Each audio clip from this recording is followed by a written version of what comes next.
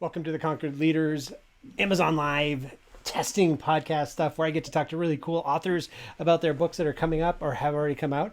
Today, I've got Leslie M. with me. I am super thrilled because Leslie is awesome. And she talks about a topic that I've heard her present on this. And Leslie, the way you talk about swagger, it strikes me as different than what I think of swagger. So I'd love to know, just how did you come up with this book, and could you tell people a little bit about, like, does boxing fit into the swagger book? Well, boxing always fits into the swagger book. There right. are boxing stories in the swagger book. We'll get to that. So I've spent the last 13 years traveling the globe, working with Fortune 100 companies, everybody from Google to Disney to PepsiCo to Lenovo and TD Bank, the rest of it. And I've been working with CEOs down. And one of the things that I found to be seemingly consistently, inherently true of everybody that I encountered was that they somehow did not believe that who they were was good enough to bring them success, and that they had to somehow pretend to be something other than who they were in order to make it in the world. Even the people that are at what we would see as the pinnacle of success and the pinnacle. Okay. The pinnacle. And I know this to be patently untrue. I know this for a fact, because what so much of my work was about was that I would spend time in these workshops breaking down people's exterior in order to allow their authentic selves shine through. And then everybody would lose their minds. They would have these huge ahas about their own life and experience and, and persona and fear and so on. And the people around them would go, oh my God, it's the first time I've actually seen who you are. I've had CEOs cry in front of their teams and peers cry in front of peers, and all of this breaking down of this exterior. Wow. And what they were able to exude as a result of it was so mind-blowing for me and for them and the people around them that I thought, this is it. This is my life's purpose, is the ability to do this. And what I kept saying over and over again in those moments was, dude, I just saw your swagger. You just brought your swagger. Now that's swagger. And so what I identified was that swagger is not that old show-offy, peacocky, in your face, puffed up, kind of, typically male behavior. Bling. Yeah, the way I get when I put on a polyester tuxedo, right? Like all John Travolta, Saturday Night Fever. Crotch first, shaking their action and stuff. That is not what swagger is. So how I redefine swagger... I redefine swagger as the ability to manifest who you really are and hold on to it in the face of all of that psychological crap that's going to come for it, regardless of situation or environment. It means showing up as authentically you, no matter who else is there, no matter how high or low the stakes, and no matter what the situation is. So you cannot be changed by your environment. Ooh. What you are is what you are. Yeah. That is my definition of swagger. Wow. So what was it like for those leaders that are now crying in an environment where you're told, leave your emotions at the door? Like what was the impact? Were you able to see some of the change afterwards too? Oh, okay. Immediate and long-standing change. I mean, I have so many stories. The book is filled with the stories of these people who, by the way, all allowed me to tell their stories. Of course, I asked their permission. And 90% of the time, I'm using their real names. 90% of the time. So I'm not identifying them. Oh, yeah. Because once you experience swagger, that kind of stuff doesn't bother you anymore. You don't worry about if other people hear the story because you are ready to show it to everybody. So I'll give you a very little top line story. As I was doing this big creativity overhaul for an organization, and the CEO was part of the group. I'd never met him before. And one of the elements of this workshop is to bring a personal problem into the room for us to work on. I want to show people that creativity is not just a skill for business, but also a skill for our own, to work through our own problems. Nice. And everybody posts their problems anonymously. I don't know who's what. And then I pick the 4 that I think are going to offer the best learning experience for the group. Wow. So it happens just before the first lunch break, and I pick the 4, and I then read out the 4 just so that those people are prepared to be the clients for their group when they come back from lunch. Okay, so I do that, and then the marketing coordinator, I think it was, who had orchestrated the workshop, comes running over to me and goes, "Oh my God, one of the people that you chose is the CEO." So I said, "Oh, okay, not a big deal. I hadn't met him yet. Not a big deal. That's fine." And she said, "I just wanted you to know because that's CEO." So I check in with him over lunch, and I introduce myself. Obviously I've been standing in front of the room for half a day at this point, and I said, just to let you know kind of what to expect, and that there may be some discomfort. It can get very emotional. It can get very intimate for this. How do you feel about that? Any trepidations? Because if you don't want to do it, no harm, no foul. We'll just find somebody else. He said, I think I'm going to do it. I said, "Okay, I'm going to keep an eye on you. And if I see anything that I feel, might be uncomfortable, I will come in and intervene or whatever." That's really cool. But I think you're giving your team an incredible gift doing this. He had a group of about 9 people on his team. So the afternoon progresses, and of course, he's talking about this personal problem with people at all levels on his team. And I check in, I'm standing over the shoulder and I'm listening and so on. And I can see that he's starting to get emotional about it. And I could see, because I've seen this 1,000 times. Yeah. I could see he's getting emotional. And I stand behind him. I put a little hand on his back, just like, "Hello, I'm here," And he just kind of kept going. And he ended up like tears rolling down his cheeks, talking about something that was happening in his personal life. And of course, everybody else on the team is like, so leaned in, so engaged. Their tears are falling down their faces.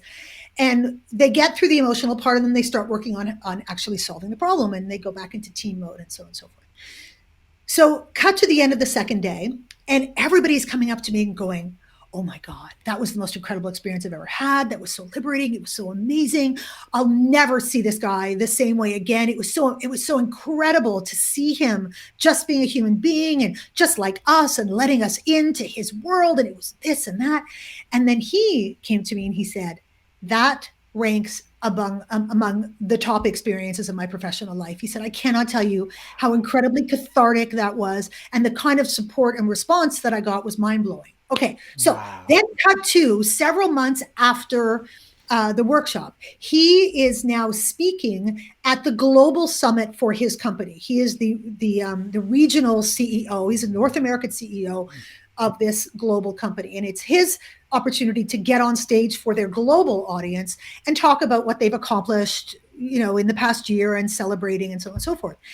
And so he's telling me the story. He said, "So I get up there and I'm starting to talk about how proud I am of my people and my team." And he said, "And I felt myself starting to get emotional."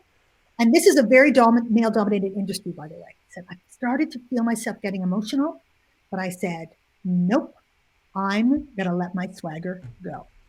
And he allowed tears to stream down his face. Makes me emotional when I think about it. Yeah. Allowed tears to stream down his face as he talked about, how incredibly proud he was of his people.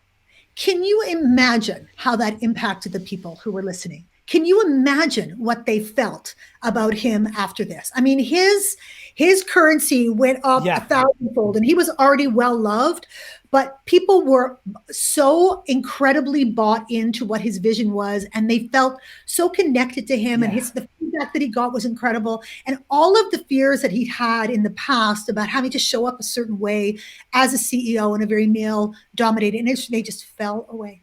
Well, I think in a lot of different industries too, of you're an employee and then you become a manager and you feel like you have to be different or act different somehow, whatever that different is, and maybe a Dilbert cartoon kind of thing, and then you feel like you're a leader and you have to act even differently because you're now the CEO and you're supposed to know it all and not have any questions or whatever lies that we've told ourselves about what CEOs are supposed to be. So, well, I think we confuse professionalism with like persona. Because it's one thing to be professional. Yes. And professional, in my opinion, is being accountable, being responsible for the people around you and for your actions, being in your place of excellence to the best of your ability, treating other people with respect, and raising the people around you. To me, that's kind of professional leadership. And it doesn't require you to to be fake or to be some kind of corporate robot or to Yeah. speak in a certain way. It's not necessary to do that. You're going to have to ask certain things of people. You're going to have to, be accountable for the things that your people do. You're going to have to be tough on certain people and more gentle with other people and be adaptable to that. Yes. But that's got nothing to do with you keeping it real. Nothing whatsoever. Because who do we respect in the organization the most? The people that we trust, the people who we say, what you see is what you get. I love that guy. That was the most inspirational leader because you always know where you stood. That's so interesting because that's one of the biggest compliments I've gotten is I was called WYSIWYG. Mark is just a WYSIWYG guy. What you see is what you get. And I thought, I've arrived. This is great. So how do you help people? Like, are there things, and I'm sure it's in the book too, but are there things that you do that you found help people? Obviously there are, kind of disengage from persona so that they can be authentically themselves, because that persona thing really limits you. It really confines you to something that you don't want to be anyway, but you feel like you have to be instead of being absolutely what you can be. That for me, I talk about swagger blockers and swagger drivers in the book, and persona is one of the most prominent swagger blockers, and it's actually the one that is the closest to the world and the furthest away from you. If you think about concentric circles, that's how I have my model. So there we are at the very core, the real us, the person who are friends from 10th grade, still recognized today because you're still the same as that person. You haven't fundamentally changed, right? And the ring that separates us the most, the furthest, is persona. It's that feeling that you need to show up a certain way, that you need to walk and talk and dress and behave and act a certain way in order to be legit. This is the only way I'm going to be accepted. It's the only way. Is it also like a defense mechanism so that people don't get too close so you don't get hurt? Or is that slightly different? Let me continue. It's going to make sense. Right. So you got that outer layer. Now that outer layer is reinforced by another layer. If we go in the next layer, that next layer in is ambition. Now, don't get me wrong.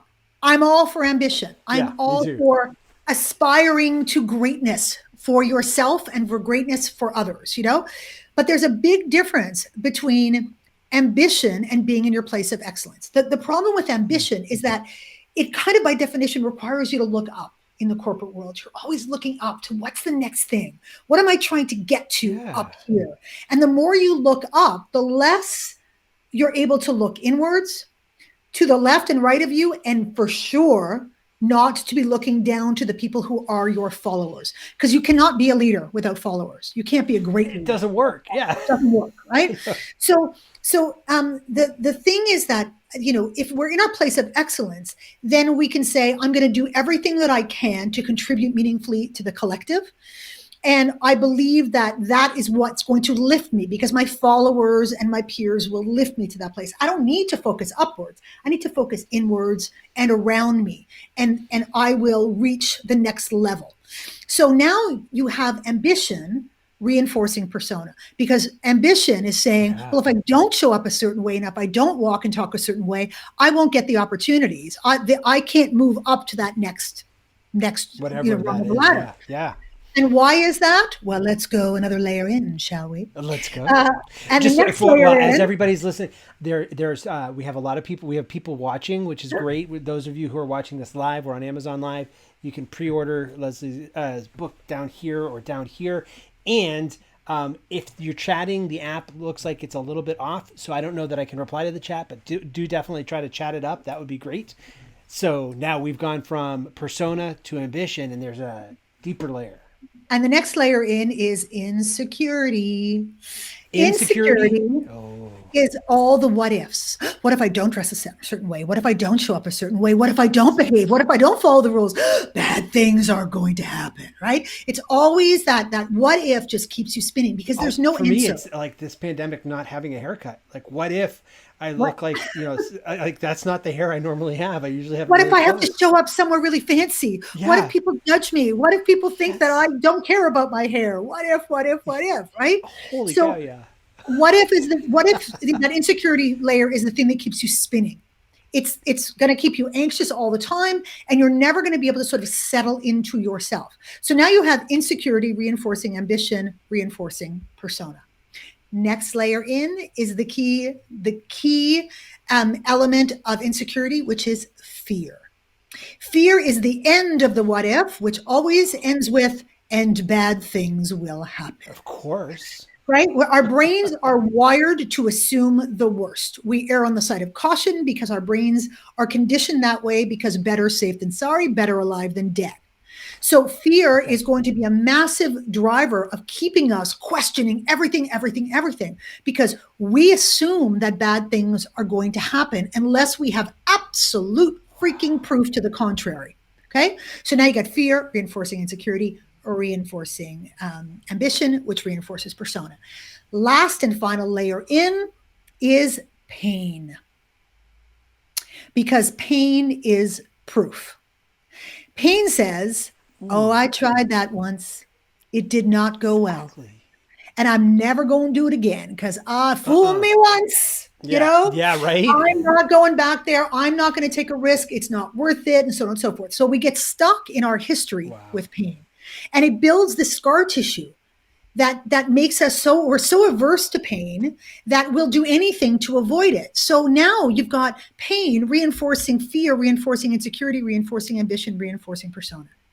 And there you are, the real you, stuck behind all of these freaking blockers, trying desperately to get your truth, intention, and self-belief, which are the measures of our authenticity. The picture I had was like going out, and I grew up in Maine, and so the snow. Growing up as a little kid with all the different layers on, and walking around, you can't even be yourself because you've got all this stuff on you. Wow. The way that I visualize it is like, remember that TV show American Ninja Warrior? Yes. And they have to go through the gauntlet, and things are trying to knock them off, and they're trying to scramble things and climbing over things. That's exactly what happens to your truth and your authenticity. So imagine that now it has to like punch through pain. It has to climb through fear. It has to climb over insecurity. It has to swim through ambition, and it has to leap over persona for it to be even seen by the world. And then, by the way, when you interact with the world, and even if, let's say, you're massively validated for this little squeak that you managed to get out, now you've got to carry that validation back through the layers where they get the double crap kicked out of them as they move through them. And by the time that comes back into your very core to fill you up, to fortify your self-belief and so on and so forth, it's like a drop. It's a little drop, because it's lost all of its potency as it's had to move. It's distorted too, because I wonder, the way I'm hearing it, it's almost like that validation was the validation because of the persona. Was it because of the ambition? Was it because, it's like, or was it because of who I truly am? You got it. What if they're just saying that to look in front of other people? What if they're just trying to up their own, status? What if, oh my God, maybe I shouldn't have said that. Maybe it's, oh my God, this is not going to go well. Right? The number that we do on ourselves, that's the tragedy. And unless you can learn how to reframe and work through those blockers and allow your swagger to be unleashed, you are literally trapped behind all of those layers. So that's what my whole book is about. I break it down layer by layer by layer. There's exercises for each one. There's stories. There's examples. I have proof of concept. And then I talk about the drivers, those missiles that are going to help your authenticity penetrate through and bring the real you out into the world, and how to make those happen. I talk about things like language and how language is so important for releasing your swagger. I talk about emotions at work, the taboos, breaking the taboos, and how to deal with those, all of the judgment around vulnerability and how to handle that and manage it. I talk about swagger haters, because people go hate on your swagger. When you have swagger, that's where I was wondering about these corporate leaders. Not everybody is safe to be vulnerable to or to be authentically you to. I would say. That's the way I normally share. You have to choose who's safe to, but you know what? When you truly tap into and unleash your swagger, you don't care. You don't care. Okay. You don't care, because nobody can take your power. You can choose to give it to them. They can come for it. They can try. But once you have swagger, you discover no one can take your power. It is not possible. I call it the power buffet. People are going to come snacking at the power buffet, usually because they don't have their own power and they're hungry for They're yours. leeching So be off. aware. And they come and they're like, "Oh, I'll have a little piece of sushi and a little bit of an egg roll and a little bit of a chicken bite and a little bit of whatever." And they'll keep snacking for as long as you let them.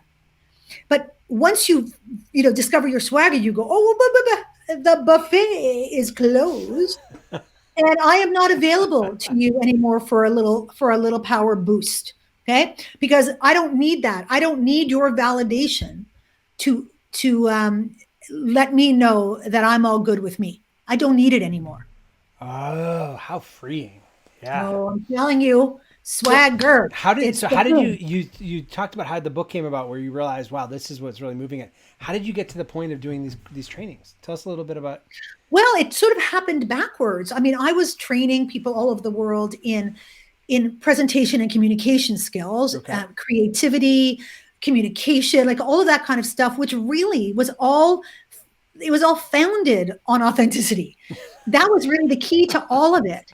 And so inadvertently, I was unpacking these humans and having, these huge ahas along with them. And I found that there was this constant, this essential human truth that ran through every person, every Wow. kind of training, and every environment. And I went, wait, this is the thing. Because people would say to me, after training, even after years of training, like I'll never be the same after that experience. I was seen, I was heard, I recognize how much power I have. The way that I see the world has changed, and all of these beautiful, incredible things. And I was Mm, saying to myself, what is it? What's the one constant thing that allowed people to have these revelations that were yeah. sticky for them? And it was that they allowed themselves to be seen, and I was there to see them. Oh, That was the key, to see them and to kind of hold them. And while they were practicing showing who they were that's what I and love about watching the coaching people is around them. people Rest. kind of emerge out of the shell or pull back some of the layers, and and then they get a person that says, an outside person that they trust, that's saying, that's awesome, that's really Hmm. unique, go for Yeah. it. So, oh, Except that's really cool. what I was doing was more radical because they were Oh, doing it in front of absolutely. other Yeah, people. no, no, They were no, in I front know of other people, that. right? Wow. But you know what was so interesting whenever I would do things, and for example, let's say it was presentation skills, and we would get people up one by one. And one of my superpowers is to really see into people's like souls.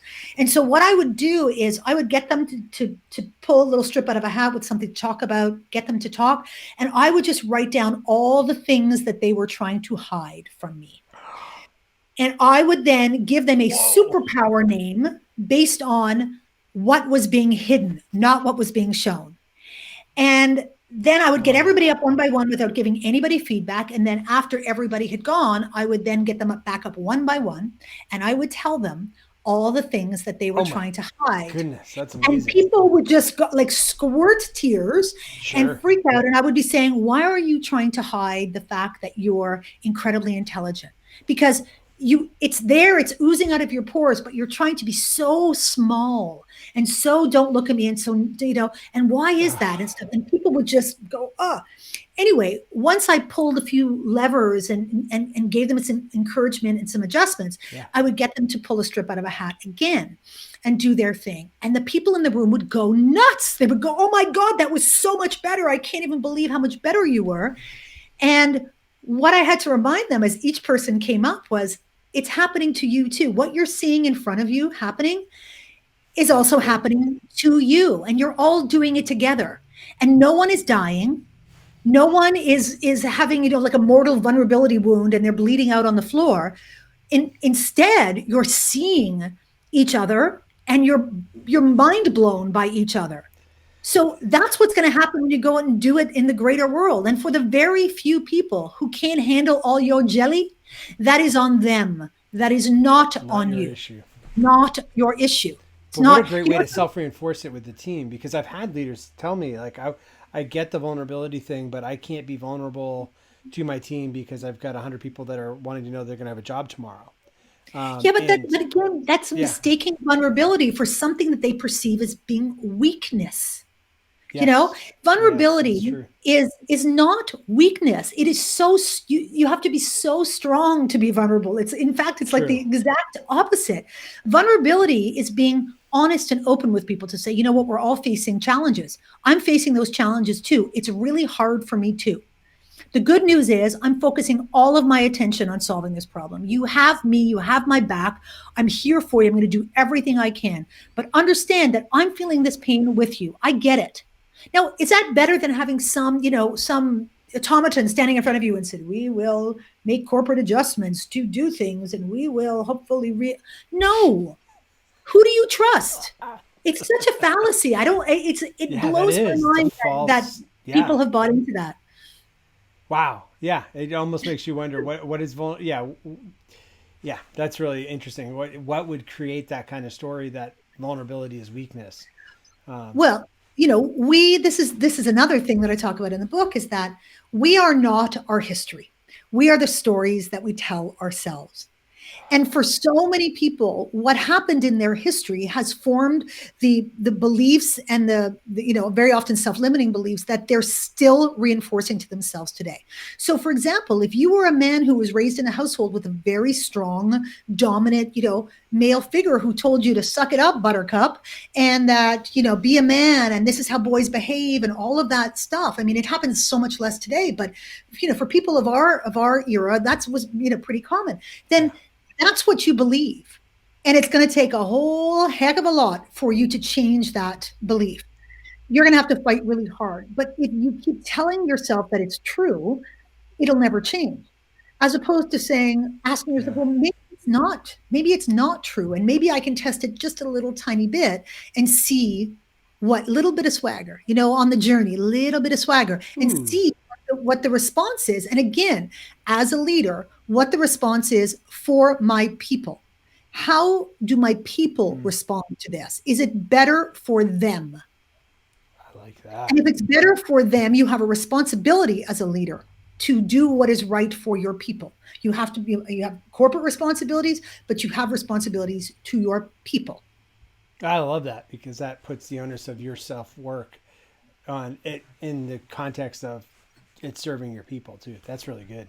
I love the history stories thing. I went through an experience a couple of years ago where I was asked to teach on something that was very dear to me and I wanted to honor it really well. And so I kept telling myself, I've never taught this. I've never used it with clients. And I haven't, so I want to be, there was a lot of inner critic and Yeah. imposter syndrome crap. And then I ran across, I was in the process of getting a certification. I ran across an old documentation of an old talk. 13 years ago, I'd given a talk on the same topic and people loved it. And it was like, why do I, even I who teach this stuff too, it's our power to edit the stories the wrong way or edit our history the wrong way and repeat the other stories that aren't helping us is boggles my mind. Oh yeah, and the other thing that I've seen is that I encounter so many people in my work, in my coaching practice, and so on, and they all talk about wanting to have greater confidence, confidence, confidence. It's all about that, right? How do I show up, in this perfect, got all over it kind of way? And so what I have to explain to them is that confidence, you cannot fake confidence. It's not possible. That whole fake it till you make it paradigm does not work. It puts you at such a massive disadvantage because once you pretend to have it all together, you can never ask for help. You can never say, actually, I don't have it all together. You're Yeah. screwed. And as opposed to being able to reach out and ask for help. So here's the thing. Competence breeds confidence, not the other way around. Competence breeds Confidence does not confidence. breed competence. So Wow. confidence is the proof that you have done this thing many, many, many, many times, and you fundamentally know what you're doing. And there may be little variations on the theme, but fundamentally, you got this. I got this. I know how to do this. Okay. Now, the thing with confidence is that it really does rely on this notion of competence. By the way, competence is the best way to challenge the imposter syndrome because it's proof. Use proof for the Huh. imposter syndrome. Imposter syndrome does not like proof. It wants to get all up in your head and play in that fear and insecurity place. No, no, no. You bring it back to proof, hardcore proof. Now, here is the thing. We should not be aspiring to confidence. We should be aspiring to competence, and we should be trying to embrace self-belief, which is completely different. Self-belief does not rely on competence. It's this feeling that no matter what happens, if I jump off this cliff, the one thing I know for sure is I'm not gonna die. I may bounce, I may hit a few things on the way down, I may take a soft landing, I may get bruised a little bit, but I'm not going to die. And the leap is worth it. I'm just gonna do it. Okay. And if you can develop self-belief, you're golden. And so the self-belief comes in tandem with the competence. As you see you have competence in certain things, you start believing in yourself more. Is it hand in hand or is it No, not? that's the Okay. thing. Yeah. Is Okay. that if as you develop competence, you develop confidence. You say, "Oh, I know how to do this thing. You Okay. can put me anywhere, and I can do it. This is great. That's fantastic." But what about all those things you haven't done yet? What about all those things you're aspiring to or dreaming of? What are about all those big leaps and the big dreams and things that there's no way to prepare for. There's no way to develop that concrete competence. You're going to have to take a leap. That's where self-belief kicks in. So self-belief is Okay. the thing that's going to allow you to go for all of these things that you've never dreamt of and believe that they're attainable because you got this. You You've don't got this. require proof. You don't require proof. Wow. That is my mind is just worrying with all the that's so freeing for people to I mean most people want a roadmap, it feels like, and there's no roadmap. It's a you need a compass because life is unpredictable. There could be a Yeah. lockdown and you could have your way of doing life. Yeah. It's changed, but that doesn't mean it's necessarily the end for you. But Could again, be I think this is a perfect example of when self-belief is so critical because for so many people, their confidence has just been kicked to crap yeah. because what they've always been so competent in has changed. They can't Oh do it. They can't yeah. do it anymore. They can't. This is. I mean, when we talk about unprecedented times, Right. I mean, unprecedented is like the biggest enemy of confidence in the world because we haven't done it this way before. And so we're all kind of trying to figure out how can we do it. And I think the people who are really deeply, like soulfully suffering are those who believe their confidence has been so shaken as a result of this shakeup in what's expected of them. And what I wish for all of them is a big, massive love dose of swagger self-belief, because then they'd go, I'll figure it out. We're all in it together. I'm going to be authentic. I'm going to keep it real. I'm going to be open. I'm going to speak my truth. I'm going to be very clear on my intention, and I'm going to figure it out. And before long, I will up my competence again. Or maybe now's the time to change it up big time and to go into the absolute unknown, because why not? Why not? What have I got to lose? That's What have I interesting. got to Yeah. lose? That's the jumping off the Yeah. cliff and Yeah. believing you're not going to hit the ground, you know? Wow. That is so exciting. I'm so glad you've been through things that have led you to see this and then articulate it so clearly too, which is exciting. The fact that people can say I've got my swagger, I've that's just exciting to me that they're catching on to this. This is really cool, and I know we have a number of people that have been watching this whole time too, so that's kind of exciting as well. Please remember to get her book, pre-order, even though it's not official pre-order yet. Pre-order now. Well, For what authors, what you can also do. yeah. Sorry, go ahead. Go ahead. Well, for authors, just so, since we're playing with Amazon Live, I'm interviewing Page Two authors, which is the publishing company I'm with as well. And the part of the game of book sales is that the more pre-orders that happen, it indicates to other non-Amazon folks as well, oh, this is a book that's worth buying and worth putting on in all the different places. So it's definitely helpful for that. But what are you going to say? In addition, what can you do? Well, if you want to join this, I'm building the Swagger Collective, and it's a group of Ooh. like-minded humans who I'm going to share a lot of kind of exclusive stuff with, because they're my peeps, my people, Yeah. and making them aware of events that are happening. I'm spending a lot of time on Clubhouse these days. I'm doing more live events, of course, virtually live, but also just to kind of have first access to a lot of the stuff that I'm doing. Just So caught that, of course, virtually live. We've been at this so long. I didn't even think about when you said live events. Of course, you meant like this. The semantics, man, the Oh semantics. man. So if you come and join the Swagger Collective, what's going to happen is while you're waiting for your book, you get the first chapter. You're also going to get coming very soon is you're going to get a swagger score sheet, so you can get a sense of where are Wow. you in your swagger journey. You know, what's your swagger score? So that's a fun little thing. Plus, if you hang on to that proof of pre-order, and you're part of the Swagger Collective, I have a present for you. So I'll let you know how to take advantage of that soon. So if you pre-order the book and you join the Swagger Collective, you're my people. You're my inside people. That's I got awesome. swag for the Swagger people. And who wouldn't want to be her people? Because Oh, this is you're all so about sweet. freedom and being truly who we are. And Listen, what you see is what you get. I love I'm it. a Yeah. WYSIWYG kind of girl too. Yeah, WYSIWYG is the way to go. That's Yeah. awesome. So where can people find you? How can they connect with you? You said Clubhouse. I know that I'm still finding that a little confusing. I'm on Clubhouse too, and that's where I get to hear you last. So, but can they follow you there? You can follow me on Clubhouse. I'm at Leslie M. You can find me on Instagram at Leslie M Speaks, Okay. Facebook at Leslie M Speaks, LinkedIn at Leslie M, Twitter at Leslie M. And then if you check out swaggerthebook.com or lesliem.com, that's where you can get access to join the collective and see what I'm doing. I mean, I've got videos and content and all that good stuff to share. And you know what? Reach out to me. I just posted something a couple of days ago that said, "Ask me anything about Swagger, and I will answer your question." And you Nice. know, possibly with a video as well, so you'll hear me go. That This is is my awesome. purpose. This is what I've I could discovered. tell your Is my purpose. enthusiasm is just like jumping out through the screen, which is, I love that because you're clearly in your swagger. This is what you Oh, are, who you are. That's awesome. If there baby, were, my swagger is in full bloom. as Full people are bloom. waiting for the May 10th, right? Is that what it says on Mhm. Amazon?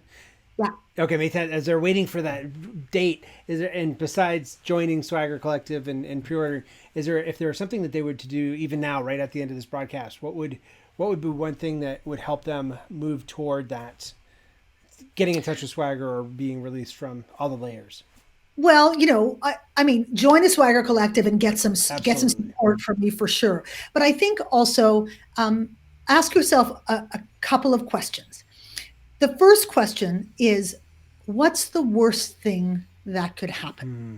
Whenever you're in a situation where you're trying to decide whether to show people who you really are or to speak your truth or to take that little risk, the question of what's the worst thing that can happen can be incredibly liberating, because if you look at look, I'm so white blasted here. I don't know Psychedelic. what It's is like all the going on. This colors. is crazy. Um, if you track through that and say, what is the worst thing that can happen, you will find that at some point, the story that you're telling yourself ceases to be realistic. And the worst thing that can happen is actually Wow. something really teeny tiny. And the likelihood of even that happening is probably teeny tiny. So you Wow. can build your swagger in very small incremental steps by just stopping and saying, wait a second, if I say this thing or do this thing or challenge this thing or act in this certain way, really what's the worst thing that can happen? So that's the first Okay. question. The second question to ask yourself is, why not me? When it comes to anything that you want in this life, anything that you're dreaming of, anything that you want to go for, anything that is a test of your swagger, Hmm. ask yourself, why not me? Because somebody's got to get to do that cool thing. Somebody's got to get that promotion. Somebody's got to get that gig. Somebody's going to have to start that movement. Somebody's going to have to get that raise. And why not you? What is stopping you? And the answer is usually me. And you have complete power over that, complete and absolute power over that. Oh, So those are two really easy there's a questions that you can start. bonus. I asked for one and you gave two, like you always do. That's so awesome. I just feel this energy release in that "why not me" question in particular. Of it almost is like a solidity, which is probably getting in touch with who, the swagger of, yeah, why not? That's That's exciting. Leslie, thanks for playing on the Amazon Live thing. This will be, if you're watching on Amazon Live, be sure to follow wherever the follow button is so you can see the other authors that we have. We also have the page 2 Amazon Live. There's on the youtube.com/Mark Pittman, Mark with a C. You'll have all of these cataloged there in case Amazon Live changes. It'll still be a catalog on YouTube. Or if you want to point somebody to this, you can point them to either the YouTube or this link too, where you'll be able to find it. Until next time, please remember to, I guess, like what Leslie's told us, get in touch with your swagger, because it's actually freeing and it brings you more authenticity and connects you with people and doing all the things you're supposed to do as a leader anyway. Bye for now.